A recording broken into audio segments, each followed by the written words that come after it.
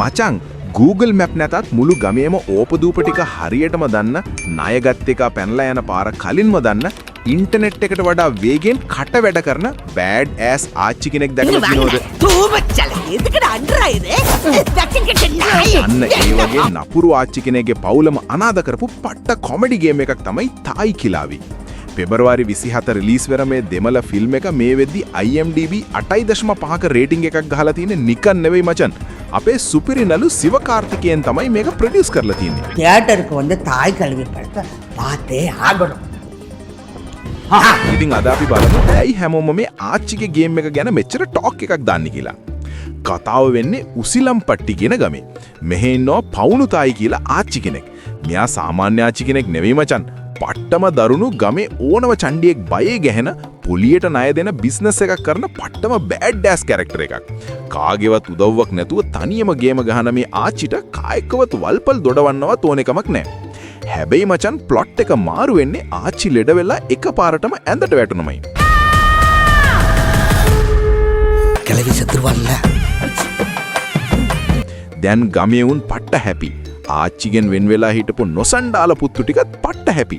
ඒත් නියම plot twist එක වෙන්නේ ආච්චි ගාව හැංගුව රත්තරන් ගොඩක් සීනෝ කියලා කතාවක් පැතිරෙන එක. දැන් අර ආච්චිට බල්ලෙක්ට වගේ සලකපු පුත්තු ටික එකපාරටම අනේ අපේ අම්මා රත්තරන් අම්මා කියාගෙන රිදි උස්සන් ගෙදරට එනවා. මචන් එතන ඉඳන් තමයි සුපිරිම කොමඩිය පටන් ගන්න. හැබැයි මේ කොමඩිය ඇස්සේ කාන්තාවන්ගේ ශක්තිය, තනියම ජීවත් වෙන එකේ වටිනාකම සහ පවුල් බැඳීම් ගැන පට්ට ගැඹුරු කතාවක් කියනවා. කිසිම කම්මැලිකමක් නැතුව ස්වභාවික විදියට ඒ දේවල් ලියපු ස්ක්‍රීන් ප්ලේ එකට නම් 10න් 10ක්ම දෙන්න පුළුවන්. இதுல ஏதாவது இடங்கடம் தெரிய வாய்ப்பு இருக்கா? ඇත්තටම මේ අම්මා උත්සාහ කරලා තියෙන්නේ තමන්ගේ දුවලටයි ලේලිලටයි විතරක් නෙමෙයි. හෙට ඉපදෙන්න ඉන්න පුංචි දූවරුන්ට පවා තමන්ගේ ජීවිතේ නිදහස ඉස්සරහට යන්න ඕන කරන ඒ ආර්ථික ශක්තියයි මානසික නිදහසයි හදලා දෙන්න.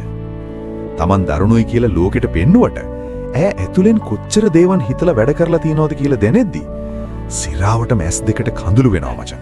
சிறப்பு பிஞ்சு போயிரும் தூமிய குடிக்கீங்களா? රාධිකා සරත් කුමාර් සිරාවටම වාව්. එයාට ස්ක්‍රීන් ටයිම් එක ටික පඩු වුණාට ඉන්න හැම තප්පරයකම ෆිල්ම් එක පාලනය කරන්නේ එයා. படம் எப்படி இருந்துச்சு? தலையில கை வச்சுக்க அப்பதான் ட்ரெண்ட் ஆவ. අවුරුදු 70ක ආච්චි කෙනෙක් වෙන්න දාපු මේකප් පවා පට්ටම තාත්විකයි.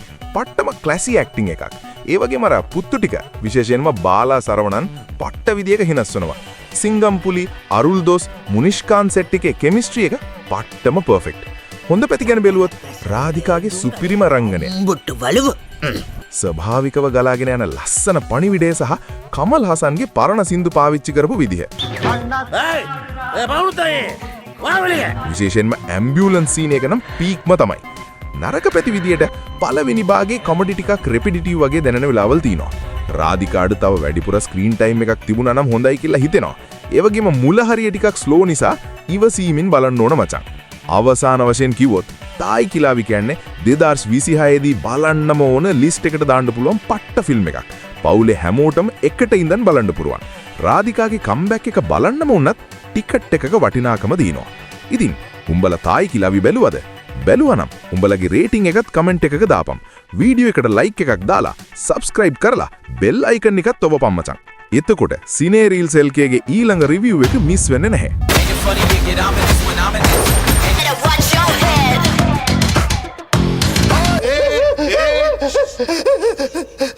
वहाँ मर्द है